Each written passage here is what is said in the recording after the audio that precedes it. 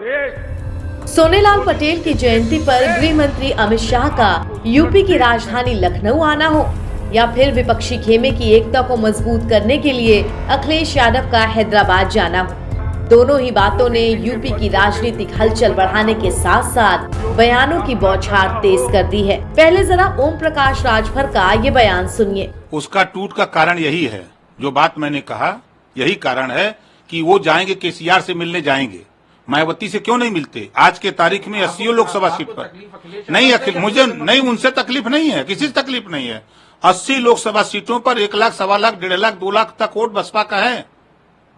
उत्तर प्रदेश में 13 प्रांतों में उसका जनाधार है। सही हो जाएंगे, बाद सारे लोग ठीक हो जाएंगे। जो उनके लोग भाग रहे हैं ना, वो ये देख रहे हैं कि जब यहाँ उत्तर प्रदेश में अकेले चुनाव लड़ना है, लोगों को तो मायावती से भी दिक्कत है। कहाँ कोई दिक्कत नहीं, 2019 में भी कोई दिक्कत नहीं। आप कह रहे हैं, वो तो यही कह रहे हैं, जो हम लोगों के साथ संपर्क में वो यही कह रहे हैं कि अगर ये ऐसा कर लेते तो हम लोग एकदम डटे रहते। मतलब वो चाह रहे हैं कि मायावती से हो जाए तो हम नहीं जाएंगे। सबका कहना है कि मायावती जी हो जाए, जयंत हो जाए, राजभर हो जाए, तो हम सब लोग 13 प्रांतों में उनका जनाधार है। और यूपी में आज के तारीख में खुद कह रहा हूँ कि जो टूट होगी वो सिर्फ इसी वजह से होने जा रही है कि मायावती जी को ये लोग नहीं लेंगे, तो बता तो रहा हूँ कि बड़ी टूट होगी। मायावती जी आ जाएं। यानी अखिलेश कौन सी बड़ी गलती कर रहे हैं, इस बात का खुलासा राजभर की तरफ से हो रहा है। और वो गलती है विपक्षी खेमे की एकता को कमजोर करना। कमजोर इसलिए क्योंकि अखिलेश मायावती को साथ नहीं ले रहे। अब चलते हैं आरपीआई यानी रिपब्लिक पार्टी ऑफ इंडिया के चीफ रामदास अठावले की ओर। रामदास का कहना है कि यूपी में मायावती का जनाधार सरक चुका है और दलित वर्ग भी अब मायावती के साथ नहीं बल्कि पीएम नरेंद्र मोदी के साथ है।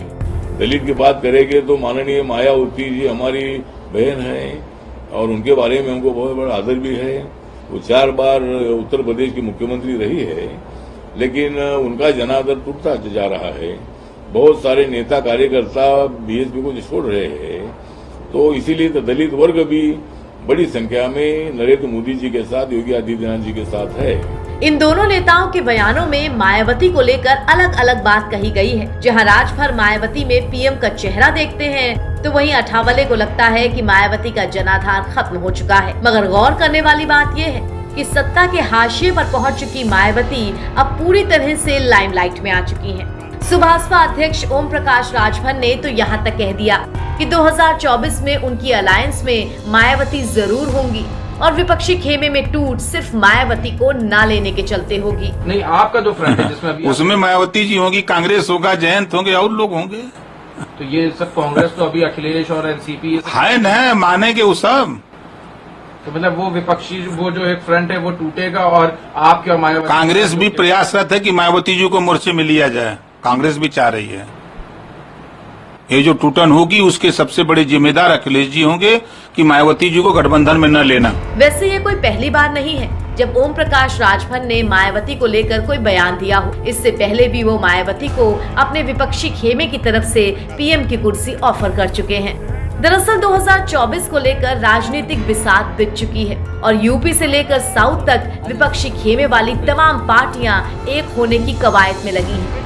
मीटिंग्स चल रही हैं, मगर इन सब में कोई मायावती को नहीं पूछ रहा। उधर मायावती खुद खबरों में बनी हुई है। यूसीसी पर अपने बयान को लेकर समान नागरिक संहिता पर उनका बयान इतना गोलमोल था कि अंदाजा लगाना मुश्किल था कि इस विषय पर वो सरकार के साथ खड़ी भी हैं या नहीं। भारतीय संविधान की धारा 44 में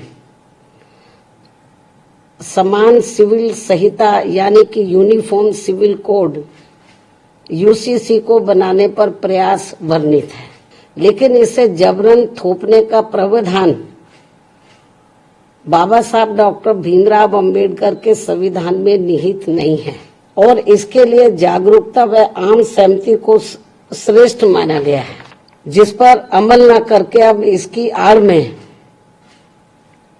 संकीर्ण स्वार्थ की राजनीति करना देश हित में सही नहीं है, जो इस समय की जा रही है। यानी कुल मिलाकर मायावती और बसपा के साथ कोई अपना राजनीतिक भविष्य देख रहा है तो कोई उन्हें खत्म हो चुके जनाधार वाली पार्टी बोल रहा है। मगर इन सब के बीच मायावती चर्चा में खूब है और वो खुद किसके साथ जाएंगी ये तो चुनाव ही बताएगा। एनबीटी ऑनलाइन के लिए ऐश्वर्या शुक्ला की रिपोर्ट।